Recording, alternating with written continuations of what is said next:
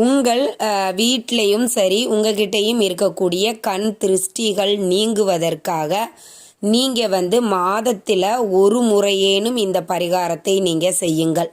என்ன செய்யணும் அப்படின்னு பார்த்தீங்கன்னா, நீங்கள் பிறந்த கிழமையில் திங்கக்கிழமை பிறந்தீங்களா திங்கக்கிழமை, செவ்வாய்க்கிழமையா புதன்கிழமையா புதன்கிழமை, நீங்கள் எந்த கிழமையில் பிறந்தீர்களோ அந்த கிழமையில் நீங்கள் குளிக்கக்கூடிய நீரில் ஒரே ஒரு கைப்பிடி கல் உப்பு எடுத்துக்கோங்க.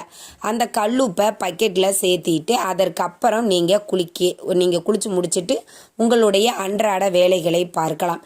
இப்படி செய்யும்போது உங்ககிட்ட இருக்கக்கூடிய கண் திருஷ்டி, எதிர்மறை ஆற்றல்கள், வயிற்றெரிச்சல்கள் அனைத்தையும் பொடி பொடியாக்கும் அப்படிங்கிறது ஐதீகம்.